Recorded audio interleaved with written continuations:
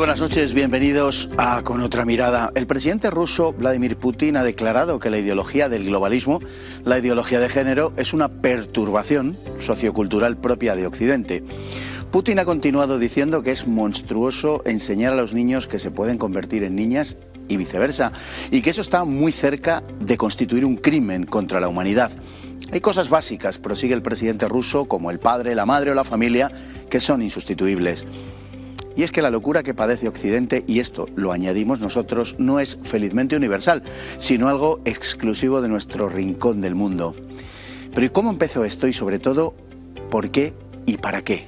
Se lo contamos. En 1974, el secretario de Estado estadounidense Henry Kissinger diseñó en un informe las líneas maestras de las políticas mundiales de Washington para las siguientes décadas.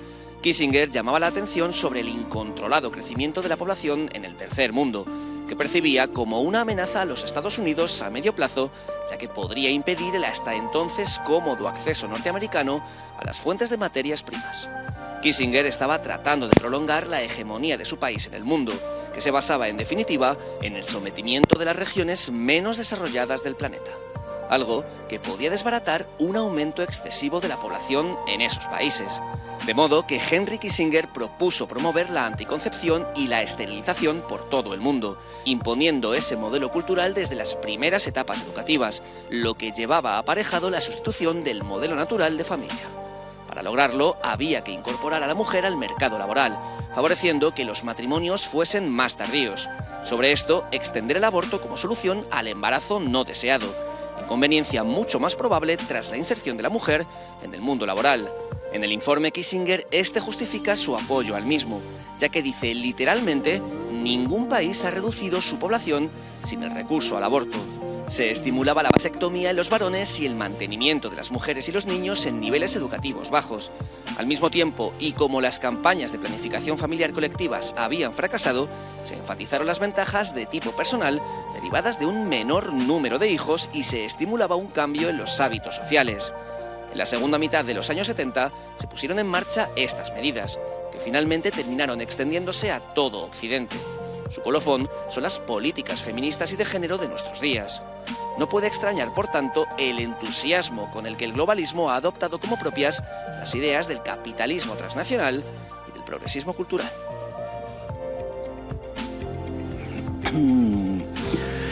Pues esta noche nos acompañan para hablar de esto y de muchas otras cosas don Carlos Astiz y don Javier Villamor. Vamos a saludarles. Don Carlos, un placer tenerle con nosotros. Hola, un placer estar aquí. Y don Javier Villamor, que se resiste a salir, se oculta, como algunos de aquellos a quienes combate. Muy buenas noches, don Javier, un placer. Tomen asiento, por favor. Bueno, hemos visto una introducción acerca del informe Kissinger. Es el primer gran documento, los hay anteriores ciertamente, y no deja de ser la culminación de una trayectoria que ya venía de lejos, pero es la primera vez que se pone en negro sobre blanco, en blanco sobre negro, no se sabe muy bien ya, que se pone, digamos, en forma de un programa perfectamente diseñado, cuál tiene que ser la política de un país, de una potencia como Estados Unidos, que yo no circunscribiría hoy solamente a los Estados Unidos, sino que se ha hecho extensivo a todo el mundo occidental. Entonces sí que Estados Unidos será claramente la cabeza de ese mundo occidental en todos los aspectos, pero hoy ya, bueno, casi podemos decir que Estados Unidos es una provincia más del imperio globalista. Sí, indudablemente yo creo que además el informe Kissinger lo que hace es ser el primer elemento teórico, digamos, de algo que ya estaban poniendo en marcha, que llevaban muchos años poniendo en marcha las élites, sobre todo del mundo capitalista, y que además estaba prefigurando lo que iba a ser nuestro futuro inmediato, ¿no? Yo creo que en este proceso de reducción de población, desde hace mucho tiempo ya, yo creo que incluso desde finales del siglo XVIII, una parte muy importante de las élites, especialmente en el mundo anglosajón, han considerado que había siempre demasiados pobres. Recordemos, por ejemplo, cómo los británicos utilizaban mantas llenas de viruelas sabiendo que iban a ser mortales y las repartían entre los indios para eliminar a gente que les molestaba en la extensión y en la conquista de determinadas áreas que querían explotar. Yo creo que ese es el proceso, es decir, es el mismo núcleo de justificación que tiene el informe Kissinger, ¿no? Necesitamos recursos materiales, nos sobra, nos molesta la gente que ocupa el territorio donde están esos recursos naturales y hay que eliminarlos. Eso conecta, por ejemplo, con uno de los motivos o de los ejes fundamentales de todo esto que estamos viendo ahora, que es la inmigración descontrolada, que no solamente es decir, crear conflictos en las sociedades de destino, es decir, sacando dinero en todo el proceso del viaje, sino también eliminar una parte de la población en los países o en las zonas de origen, porque eso nos va a permitir a los grandes capitales, a los grandes monopolios, explotar de mejor manera, mucho más fácilmente, con menor resistencia y menos rebeldía, esas zonas. Es una idea clave la que acaba de comentar don Carlos. Durante la Segunda Guerra Mundial, Gran Bretaña, por medio del hambre, mató a unos 3 millones de indios, en este caso de la India, no de las Indias. Y recordemos que muchos políticos británicos, entre ellos el propio Winston Churchill, a comienzos de siglo, pedía la esterilización de los pobres y de los alcohólicos del país. De Gran Bretaña, no de los hindúes, o de los indios, no, quiero decir, de los propios británicos. A ver, todo lo que estamos viendo es una consecuencia lógica, ¿no? Si la ponemos en una línea de tiempo, es una consecuencia lógica, como bien empezabais, desde hace cientos de años. Ya vimos también lo que hacían los anglosajones en el norte de África, eso también es un hecho que está demostrado. Pero luego, sobre todo a raíz de la Segunda Guerra Mundial, ¿no? Se instaura el sistema de Bretton Woods, que son las democracias liberales, el sistema político financiero especulativo, que es el que todavía estamos de lleno, aunque con el gran STO, ¿no? Lo que plantean ahora es cambiarlo. Y viene, digamos, el boom demográfico post Segunda Guerra Mundial, y justo 25 años después, porque estamos hablando del año 74 más o menos, pero viene precedido antes de un informe de la Fundación Rockefeller que recogía una serie de informes del Population Council, del Consejo de Población, que era por John D. Rockefeller III, que es el nieto de John Rockefeller, el gran magnate del petróleo, que a su vez venía precedido de unas declaraciones de Robert McNamara, que fue secretario también de Seguridad antes que Kissinger, que después fue presidente del Banco Mundial, que recogen toda esa teoría un poco de las políticas malthusianas, neomalthusianas, de sobrepoblación, y por lo tanto hay que eliminarla. McNamara es el primero que teoriza desde una posición política. Exacto. Acerca de esto. Y además luego 30 años después, hay un informe de Naciones Unidas, está en acceso público a Internet, por si lo quieren los espectadores, en el que hacen un análisis de esos 30 años después de estas políticas de control de natalidad. Porque el informe Kissinger no es solo la promoción del aborto, es precisamente la promoción de anticonceptivos, ¿no? De cómo hacer para reducir por castramiento químico, pastillas, etcétera, etcétera, reducir la población mundial sea como sea, ¿no? Y sobre todo con ese objetivo de evitar que los intereses estadounidenses se vieran dañados debido al aumento de la presión demográfica en ciertas regiones estratégicas, en concreto sobre todo Iberoamérica y África, que quizá ahora es cuando empezamos a entender que esas regiones estén como estén precisamente por eso, ¿no? No es fortuito que sobre todo África sea ese objetivo de pobreza continua y de extracción de materias a un precio muy barato. Es además uno de los focos principales de interés del señor Gates, acerca del cual ha escrito don Carlos Astiz. Tenemos aquí el libro, Bill Gates Reset, es un libro publicado por Libros Libres hace, ¿cuánto? ¿Un año? No, mucho menos. Mucho menos, 6 meses, una cosa así. Sí, salió en marzo. Abril iba a decir. Bueno, marzo, perfecto. Un libro, bueno, pues que toca muchísimos de estos temas a los que nos estamos refiriendo ahora. Llama la atención en el informe Kissinger, don Carlos, el hecho de que una de las digamos, de los puntos que más subraya que el secretario de Estado norteamericano, precisamente es el mantenimiento de un bajo nivel de instrucción que en principio se limita a las mujeres y a los niños del tercer mundo, pero que parece que han hecho extensivos también al primer mundo. Si vemos la comparación de los niveles de instrucción de entonces, de hace 45 años, y los de ahora en Occidente, son considerablemente más bajos. Hace poco salía una medición de uno de estos CIs, de coeficiente de inteligencia, efectuada en Estados Unidos en 1970, que se había dejado con el expreso propósito de que se comparara con 50 años más tarde, y efectivamente se hicieron las pruebas en el 2020 y arrojan una disminución de la inteligencia de la población, en este caso universitaria norteamericana, en esos 50 años. Lógicamente esto tiene que ver con el nivel de instrucción. Claro, es que yo creo que ellos desde los años 70, es decir, que efectivamente empezaron con los Rockefeller y compañía esterilizando millones de hindúes con el apoyo del gobierno de la entonces socialista Indira Gandhi, es decir, sigue todo un proceso de liquidación de las sociedades, de liquidación de individuos, porque realmente el objetivo de los grandes magnates es que seamos menos, sin ninguna duda, que seamos más pobres y que seamos más tontos. Es decir, yo creo que ese es un objetivo en ese ciclo de destrucción en el que pueden entenderse, solo viéndolo desde esa perspectiva, pueden entenderse cuestiones aparentemente que tienen poco que ver, como la ideología de género o la inmigración, o todo este tipo de cuestiones, o el apoyo al aborto, a la contracepción. Es decir, todo esto tiene un elemento crucial, que es el debilitamiento del individuo, es decir, hasta el extremo de que no sepa quién es. De ahí toda la ideología de género o las dudas sobre si soy hombre, mujer, animal o cosa. También la ruptura de la pareja, la ideología de género incide en la destrucción de la confianza que va a permitir la construcción de parejas entre hombres y mujeres. Eso como base de la familia, a la que prácticamente va a ser imposible llegar porque no va a haber parejas, y la familia es a su vez la base esencial de una comunidad históricamente formada que llamamos sociedad, dentro de un marco histórico y geográfico que llamamos nación. Es decir, ese proceso de destrucción que empieza en el individuo, sigue la pareja, continúa en la familia, sigue en la sociedad en sí y termina en la liquidación de las naciones, es precisamente el plan que ahora nos están ofreciendo, que ahora nos están planteando como el único posible. Es decir, tenemos además una cuestión muy llamativa, es decir, la transformación de la izquierda, de la extrema izquierda también, en todo este proceso desde los años 70, en el que los cantantes izquierdistas cantaban aquello de a parir madres latinas, a parir más guerrilleros, que sembrarán jardines donde ahora hay basureros.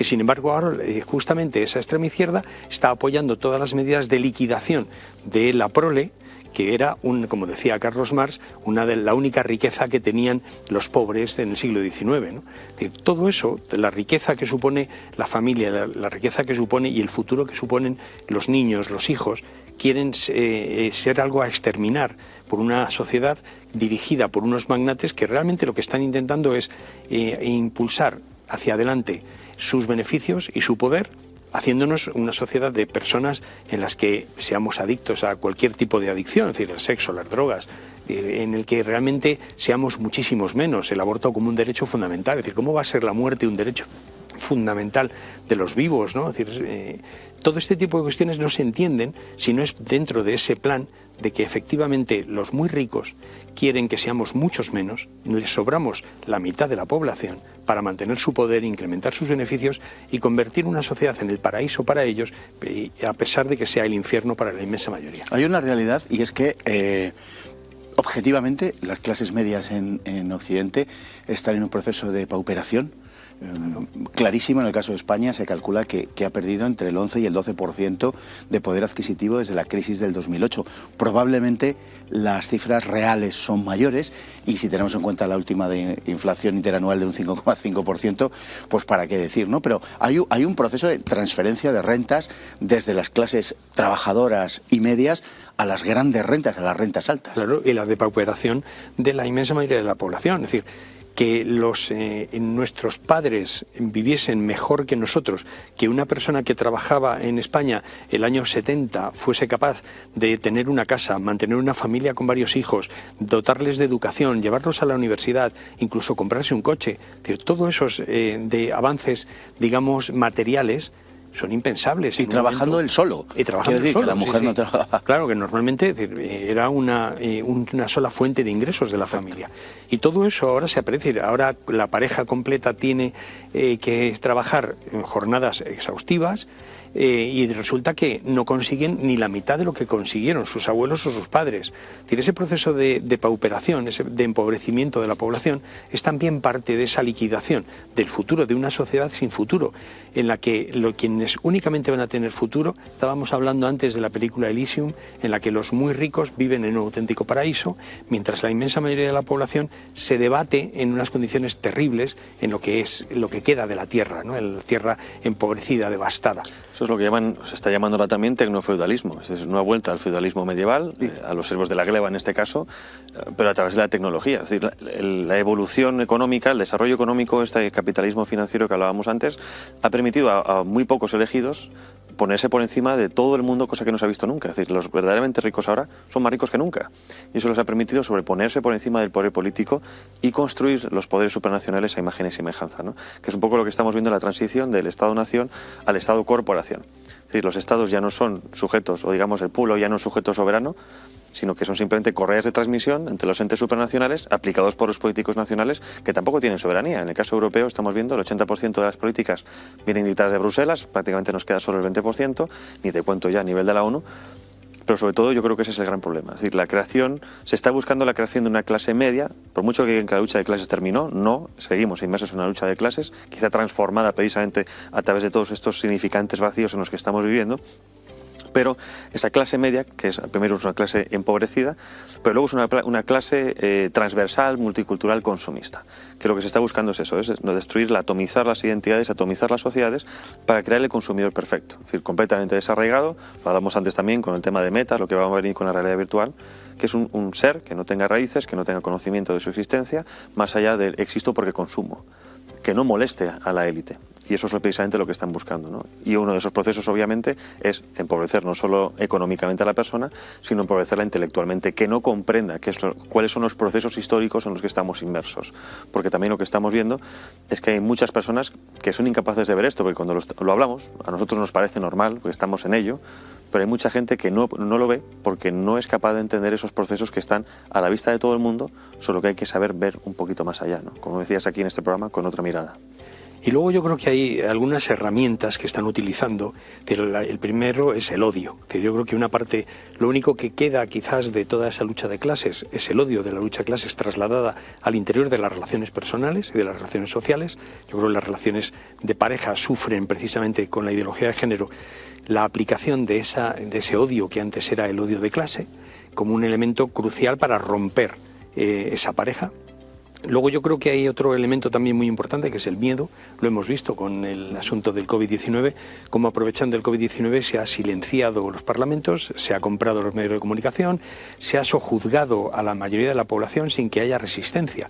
Es decir, el recorte de derechos y libertades de las sociedades democráticas es clamoroso. Hoy hay, afortunadamente, millones de personas que tienen que salir a la calle en Italia, en Francia, en Alemania, en España, en prácticamente todos los países desarrollados, precisamente para defender los derechos y libertades que intentan sojuzgar, que intentan eliminar con pases obligatorios que recuerdan al pase de los nazis en los años 30, ¿no? Yo creo que además esto es en ese proceso de odio y de miedo, en el que da como consecuencia, como contrapartida, la comodidad del siervo, la ausencia de esfuerzo. El esfuerzo no puedes pasar de curso con 2 suspensos, no hace falta que trabajes, te vamos a dar una paguita, de tal manera que al final el esfuerzo es lo que construye a los individuos, lo que nos hace enfrentar problemas y superarlos, y lo que están pretendiendo es que seamos trozos de carne con ojos y, si es posible, adictos a la pornografía o a las drogas, porque eso nos va a hacer inservibles para la resistencia y manejables para la dictadura totalitaria, que no nos engañemos, es el futuro que quieren. Nos pueden hablar de los paraísos que quieran, pero realmente el futuro que nos presentan estos grandes magnates a través, como bien decías, de esas élites políticas que son simplemente lacayos. Y aquí vemos el ejemplo, Pedro Sánchez es el lacayo directo de George Soros, ha crecido y se ha instalado donde está gracias al dinero de George Soros y a sus influencias. Y realmente es la dictadura totalitaria donde no vamos a tener ningún derecho, donde las naciones, la voluntad soberana de los pueblos ya no va a poder ser expresada, porque las naciones, los estados soberanos van a desaparecer. Y así lo teorizan, teorizan claramente ese trilema de Roderick que realmente han estudiado en Harvard, por ejemplo, del que en una situación de globalización con una supuesta democracia dictada desde Bruselas, el Estado-nación tiene que desaparecer, ¿no? Sí, así es, y así está funcionando hoy. Hay un elemento, has dicho muchísimas cosas, claro. Desde luego hay muchas cosas de las que están sucediendo que recuerdan episodios históricos pasados, ¿no? Pasados y en el sentido de que, todos los infiernos han sido propuestos siempre como paraísos, ¿no? Lo que pasa es que al final pues nos han llevado donde nos han llevado y hoy lo sabemos. Hay muchas cosas de este estilo, hablábamos de la degradación que también se citaba de la educación, ¿no? Lo estamos viendo, acabas de citar el hecho de que en España se acaba de aprobar eso, de que tú puedes pasar con una suspendida y te puedes presentar a selectividad con una suspendida, a la selectividad la apruebas con un 4, ni siquiera con un 5, es un proceso que se le llama selectivo, pero que aprueba el 95% de la gente, tú me contarás, 19 de cada 20, tú me dirás qué clase de selección se hace ahí, ¿no? Y hay un sinfín de elementos, uno de ellos es aquello que en la novela de George Orwell de 1984 se llaman los 2 minutos de odio, ¿no?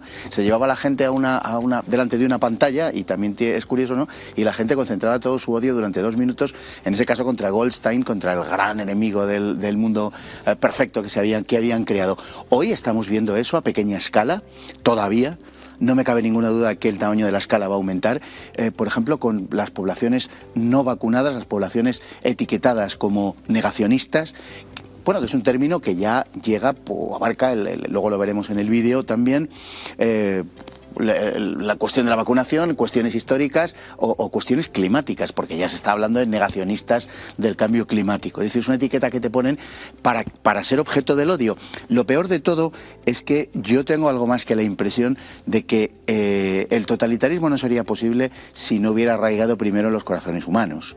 Si no, no sería imposible, sería imposible crear no un Estado totalitario, que eso también se entiende mal, sino algo mucho peor, una sociedad totalitaria, sí, que es lo que se está creando, con los respectivos objetos de odio, que son eso a lo que se llama negacionistas. Se dice que el peor sistema o la peor sociedad es la oclocracia, el peor sistema, ¿no? Que es la democracia, pero en la que vota gente completamente inculta, que es un poco lo que se está buscando, porque es la peor de las dictaduras, ¿no? Que es lo que tú estabas bien diciendo, que la gente se acaba convirtiendo en enemigo del resto. La vida de los otros es un claro ejemplo. Estamos yendo a ese odio al resto, odio al otro, ¿no? El otro como catársico. Me gusta mucho el ejemplo que has dicho de esos 2 minutos de silencio, de odio, porque lo tenemos hoy en día, que son las redes sociales, ¿no? Sí, sí. La gente puede vertir su frustración con cualquiera. Hay un episodio bueno de Black Mirror, de la serie esta, en el que precisamente a través de ese odio se acaba matando a gente, ¿no? Como señalando a esas posibles cabezas, y eso también lo hemos sufrido nosotros. En persona somos estigmatizados por dar otra información, otra contrainformación, pero creo que eso en el fondo también quizás sea algo positivo. Es decir, si tú no estuvieras dando en a Diana, no serías señalado de alguna manera, y eso creo que a la larga también puede ser algo positivo. El problema es que la gente no entiende esos procesos y cae en ese abismo que es precisamente el de señalar al otro. Y esto al fin y al cabo es la guerra psicológica, porque creo que en todo esto estamos olvidando un hecho que existe, que es la guerra psicológica contra las propias poblaciones y las poblaciones ajenas, ¿no? Destruir la forma de pensar, destruir su capacidad de comprender el mundo, porque entonces va a estar completamente en tus manos. Yo creo que la tecnología es lo que está volviendo, tuvo su momento positivo, y lo que estamos viendo es que precisamente a través de la tecnología es la peor dictadura posible, no solo por la cesión de datos, que eso es un hecho ya constatado y constatable, sino porque estamos viendo que eso está llevando a sacar lo peor de todas las personas, y sobre todo que es un poco la catarsis, ¿no? Así como Mussolini decía que la violencia puede ser catársica para una sociedad, en este caso estamos viendo otra violencia que también es catársica y que además está permitida e instigada por el sistema. Lo veíamos durante los confinamientos, ¿no? Denuncia a tu vecino, los policías de balcón, serás buen vecino, un buen ciudadano obedece. Estamos cayendo otra vez en esos lenguajes orwellianos que tanto sabíamos que se escribieron como advertencia, pero que han seguido como manual. Yo creo que es que realmente hay modelos que han cogido de los grandes magnates, porque aquí hay unos protagonistas claros, es decir, con nombres y apellidos. Es decir, son las grandes familias, los grandes fondos de inversión controlados por ellas, es decir, que a su vez controlan a las grandes empresas, entre ellas las grandes tecnológicas, que están interviniendo incluso en las comunicaciones más privadas, en lo que yo le digo a mi prima, en lo que mi prima me dice a mí, es decir, hasta ese extremo. Pero hay dos cuestiones importantes desde mi punto de vista también. Luego le preguntaré por eso, don Carlos, se lo adelanto ahora, pero luego vamos a hablar de quiénes son estos señores. Pero una de las cosas que ellos intentan hacer con mucho énfasis es precisamente esa lucha psicológica, eliminar, ideológicamente los humanos no podemos estar vacíos, pero ellos lo que están intentando es eliminar los referentes personales que construyen las personas. En primer lugar, la identidad sexual, la identidad personal, la identidad familiar, el referente familiar. Intentan romper la familia. Recordemos a la ministra de Educación o la ministra de nuestro gobierno diciendo que los hijos son del Estado, que no son de los padres. Es decir, si tú no tienes esas referencias, estás cojo. Si tú además no sabes si eres hombre, mujer, animal o cosa, estás cojo. Si además no sabes cuál es tu historia, es decir, si tú en esa comunidad históricamente formada que es tu patria no tienes más referencias que las que te cuenta el poder, también estás cojo. Todos esos elementos, toda esa eliminación de referentes que incluyen otras cuestiones como las creencias religiosas, es decir, los afectos, todo eso al final te va dejando una serie de huecos que te hacen mucho más débil y te hacen mucho más factible de manejar por parte de los grandes poderes.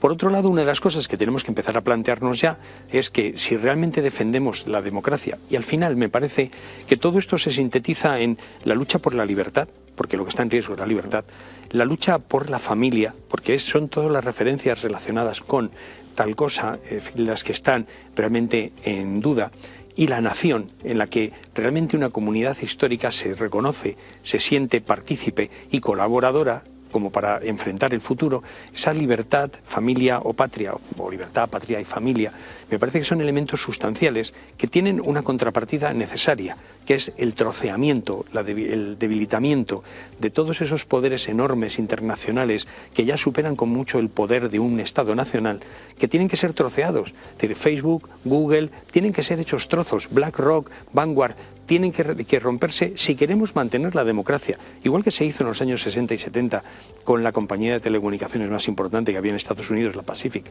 sí, Bell, que se rompió en trozos en 5 o 6 compañías, precisamente para debilitarle, porque si no, no hay libertad de prensa, no hay libertad económica, no hay libertad de empresa, no hay innovación y en consecuencia no hay libertad.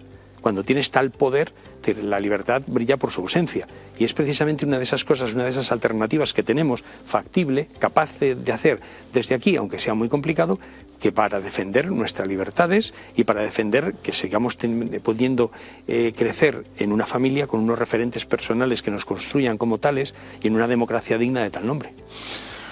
Pues así es, don Javier quiere intervenir, pero lo hará no ahora, sino después de la publicidad, y la verdad es que el tema da para mucho. Vamos a ver algunas imágenes a vuelta de publicidad y vamos a seguir comentando porque creo que han salido una serie de temas que no estaban previstos al principio, pero para eso estamos, para improvisar si hace falta.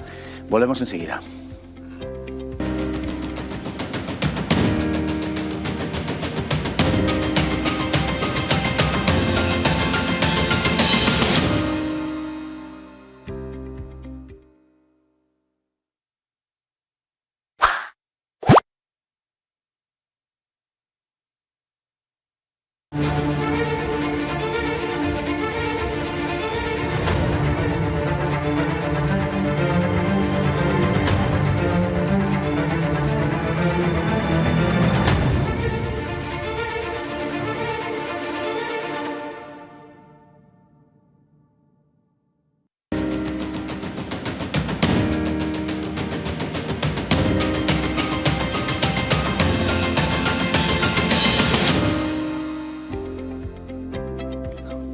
Pues ahora vamos a ver unas imágenes sobre lo felices que nos promete que vamos a ser si somos buenos, claro. La Agenda 2030, la Agenda 2050, que aquí será por plazos de tiempo, y el Foro de Davos, que es algo más serio que todas las tonterías que se le ocurran a nuestro gobierno. Es para tomárselo en serio, créanme. Vamos a verlo.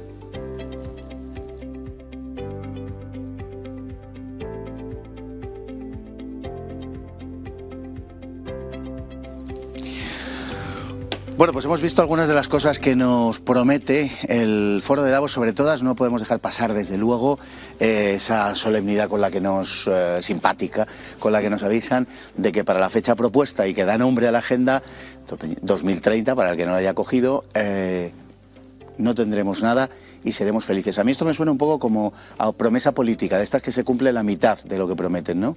Sí, realmente lo que nos están prometiendo es que no vamos a tener nada. Exacto. No vamos a tener ni siquiera la capacidad de decidir cómo va a ser nuestro futuro. No vamos a tener ningún elemento crucial como para ejercer esos derechos y libertades que a lo mejor teóricamente todavía se sostendrán, pero en la práctica no. Una de las cosas que estamos viendo ya es la limitación de movimientos. Porque no es solamente que con esto del apocalipsis climático con que nos amenazan, en determinados coches dejen de venderse o tengan restricciones de acceso a determinadas zonas de las ciudades o de regiones de un país, sino que además eso está condicionando también la compra de nuevos vehículos que en general tienen muchas limitaciones, menos para los ricos, muy ricos, limitaciones de espacio, de tiempo, de capacidad de llevarte muy lejos, entre otras cosas, por ejemplo, las limitaciones de los aviones. Vas a poder moverte en lo que sean 2 horas de tren, pero no vas a poder coger un avión. ¿Por qué? Porque cuanto más limitado esté tu espacio, menos capacidad tendrás de organizarte y de resistir. Es decir, cuando tú no puedes entrar en una ciudad y te tienes que estar metido en tu casa, los confinamientos tienen ese sentido también, es muy difícil que tú puedas colaborar, conocer al vecino, conocer al que está un poco más allá y organizarte para poner en común todos los agravios y las heridas que están sufriendo y en consecuencia resistir y enfrentar al enemigo. Todo eso, es decir, esa disgregación se suma al debilitamiento de los individuos, de las sociedades, de los grupos, y justamente lo que es la implantación de una dictadura. Lo hemos visto en todas las dictaduras históricas, es decir, el miedo a la represión, la represión en sí, es decir, la construcción de ideologías alternativas, de realidades paralelas a la realidad real. Es decir, justamente organizan una sociedad domesticada en la que, entre otras cosas, pues llevamos ya elementos que explicitan claramente nuestra domesticación de rebaño, con una mascarilla que se lleva incluso al aire libre, ¿no? De lo cual es ridículo. Siempre será más sano respirar el aire que respirar tus propios desechos. Bueno, y además es que te podías quitar la mascarilla para fumar, pero no para respirar. Ridículo. Por retomar lo que me quedó antes con lo de Carlos, que va enlazado con esto, ¿no? Estamos frente a una serie de políticas liberticidas que lo bueno es que ofrecen algo que no existía antes, que es una lucha transversal, completamente aideológica. Lo que hemos visto desde el año pasado, las manifestaciones, grupos disidentes informativos, asociaciones, fundaciones, de su padre y de su madre, sin ideología o con ideología muy diversa, pero que les une una lucha común, que es lo que tú decías antes, la lucha por la democracia, por la libertad de expresión, por la libertad en sí misma, cosa que todo el mundo ya está viendo que algo está ocurriendo, ¿no? Si algo podemos sacar en positivo de esta crisis sanitaria, es precisamente que la gente ya se está dando cuenta de que hay fallos en la Matrix. Es una lucha, si me permites un brevísimo paréntesis, es una lucha prepolítica. Exacto. O sea, es una lucha por la libertad humana, básica, por la libertad del ser humano. O sea, no tiene que ver con un diseño político determinado, ni con eso que llamamos las libertades. No, no, es una lucha por la simple y elemental libertad, que es lo que nos constituye como seres humanos. Espontáneo, por lo tanto libre de interés económico, y por eso es peligroso para esta gente, y por eso estamos viendo las políticas que están apuntalando este sistema totalitario.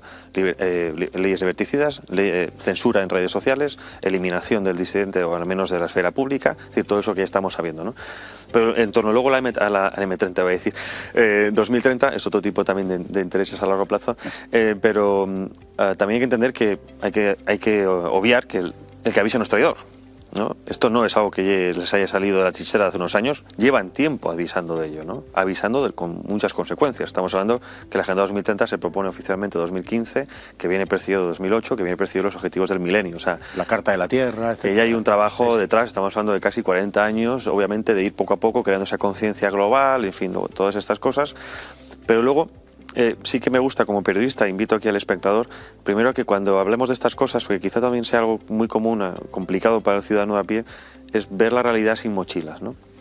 Digo, soltemos todos nuestros prejuicios ideológicos, todo lo que tengamos, y veamos simplemente quizá como ese pequeño dibujo que hacíamos de los puntitos cuando éramos pequeños, que vamos viendo que poco a poco se va creando una imagen a medida que los vamos siguiendo. Y si nos fijamos, las pildoritas, ¿no? Las piedecitas en el camino están, simplemente hace falta saber recogerlos y entenderlos. Y si nos paramos a pensar cuáles son las circunstancias en las que estamos ahora, va muy enfocada al no tendremos nada. Crisis económica, obviamente un empobrecimiento absoluto, que puede o no estar buscada, que no hace falta que sea buscada a posta, pero sí sabiendo, obviamente, los índices económicos, hablamos del Foro Económico Mundial, tienen cientos de economistas que obviamente saben predecir hasta cuándo va a caer el precio de una hoja que cae de su árbol, ¿no? Entonces saben anteponerse en el escenario, por tanto tiene una prospección a 5 o 6 pasos por delante, muchísimos más que cualquier ciudadano común. Y luego van aplicando lo que está pasando en España. Pongamos el ejemplo español. Las políticas, obviamente, de aumento del precio de alquiler, de control de alquiler, que va a disparar el precio de la vivienda. La gente no va a poder tener casas, no va a poder vivir en ellas. Aumento del impuesto de sucesiones. La gente no va a poder pagar para recibir lo que sus padres pagaron. Por lo tanto, ¿quién se va a quedar con ello? El Estado. Pero sí, es que esto nos lo están diciendo, que sé que muchas veces la gente no nos cree, pero lo están diciendo. Borrell, entre febrero o marzo, no me acuerdo exactamente del mes, del año pasado, una entrevista en El Mundo, dijo al salir de una reunión del Consejo Europeo que la pandemia iba a tener como resultado que los estados fueran 3 cosas: los principales empleadores, los principales prestamistas y los principales poseedores de bienes.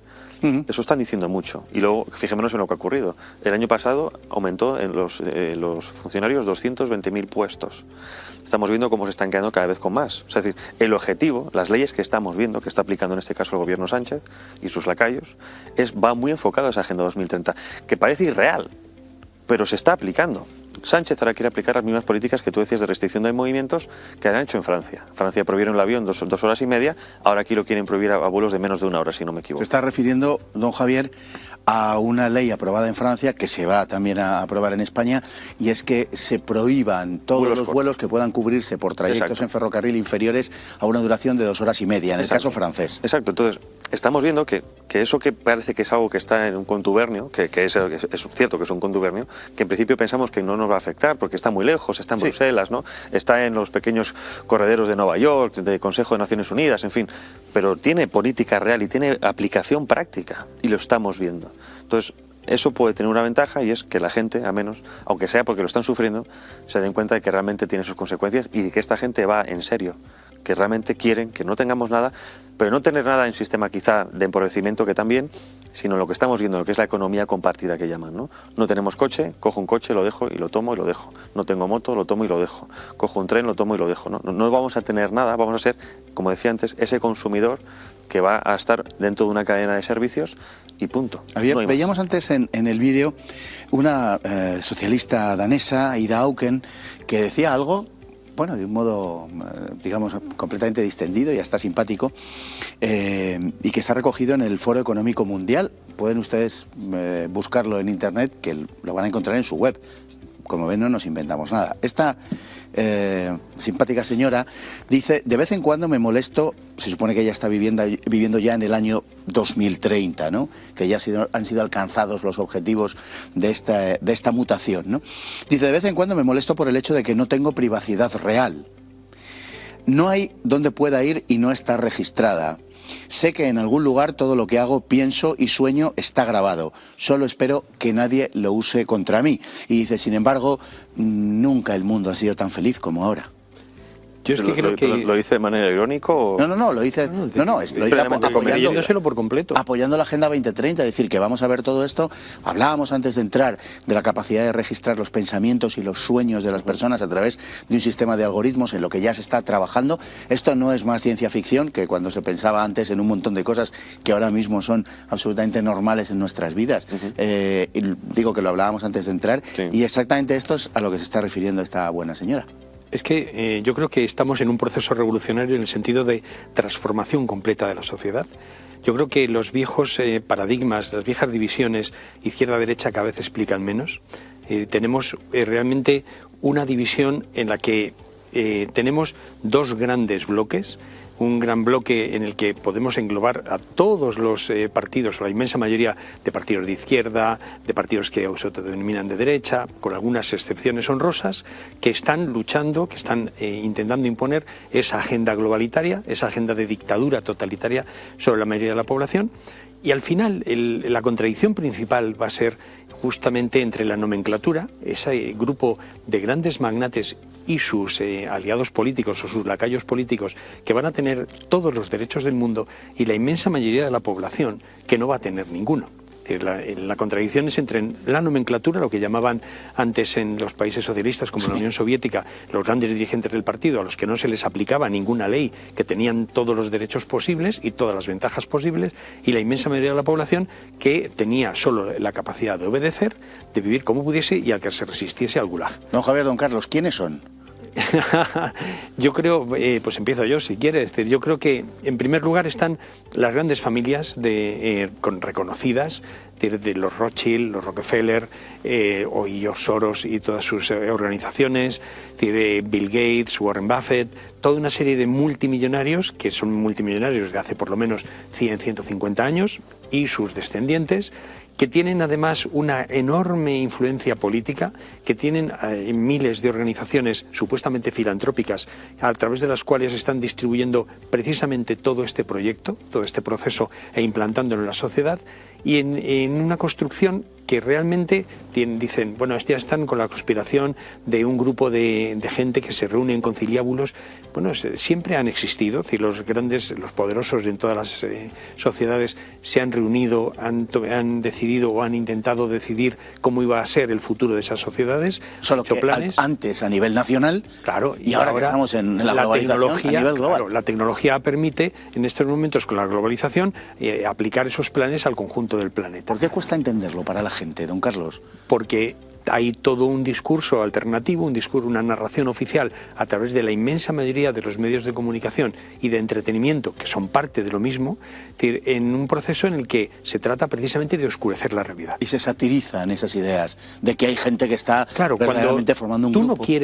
Cuando tú no quieres discutir un argumento, te colocan una etiqueta. Dice, eres el tonto del pueblo, y en consecuencia al tonto del pueblo no discuto sus argumentos, simplemente le coloco la etiqueta, y si esa etiqueta es suficientemente aceptada por el conjunto de la sociedad, sus argumentos no van a ser escuchados.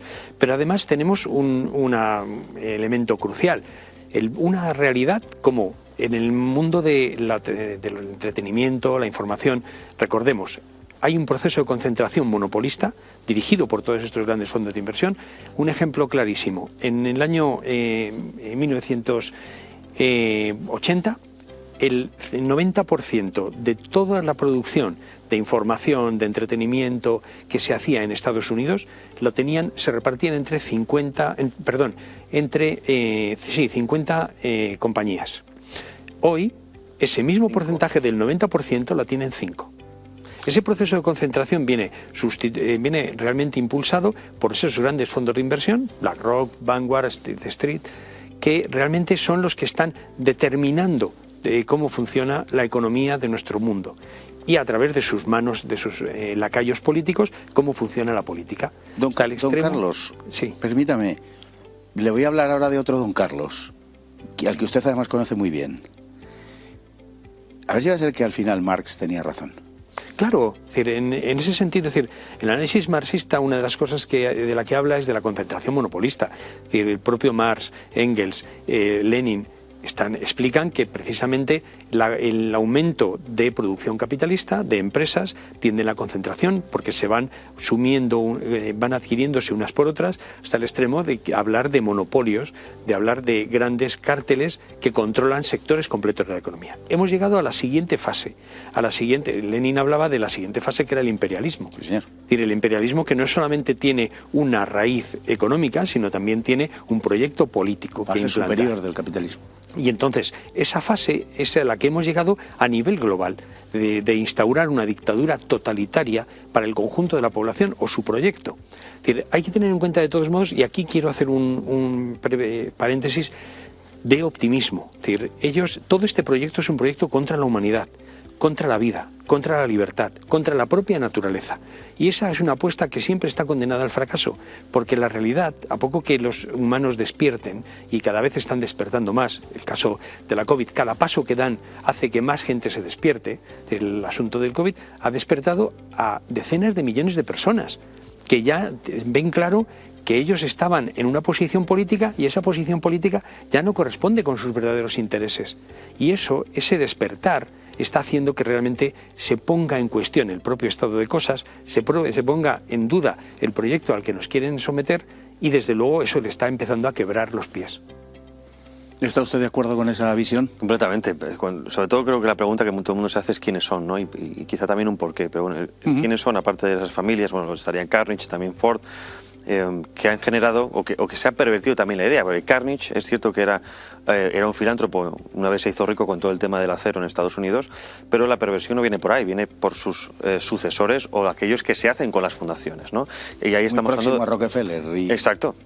Rockefeller obviamente creó la sede de Naciones Unidas en Nueva York, se donó los terrenos para que se crearan, John D. Rockefeller III, el nieto del gran magnate, y otras tantas cosas, pero la perversión sobre todo creo que viene a partir de la segunda y tercera generación. En el caso, por ejemplo, de Rockefeller, el que da el paso de los grandes escándalos financieros que dio su padre a la financiación para limpiar la imagen es John D. Rockefeller Jr., o sea, Rockefeller II, y luego lo llevó su hijo, que es el nieto, tercero, y hasta ahora, hasta lo que tenemos, ¿no? David Rockefeller, que fue el último que murió y que, bueno, ha dejado un poco descabezado a la familia Rockefeller. Sí. Pero luego, como bien decías, se reúnen en sus grupos, tienen The Good Club, donde también está Soros, tiene los 300, pero creo que lo más visible, y todo el mundo puede ver en Wikipedia, es ver dónde están los grandes centros de poder. En este caso, en Estados Unidos, podemos ver el CFR, el Council on Foreign Relations, que es la fundación privada, o digamos una especie de institución privada muy importante, o la más importante, que condiciona la política exterior norteamericana. ¿Y por qué eso es importante? Porque Estados Unidos, como tú decías al principio, antes era la cabeza del imperio, a través de la cual podemos conquistar todo lo demás, ¿no? Y es lo que ha permitido a estas familias hacerse con un poder tremendo. Pero creo que también lo importante es el porqué, y creo que mucha gente a veces no lo entiende, y volvemos un poco al origen de ese tecnofeudalismo, ¿no?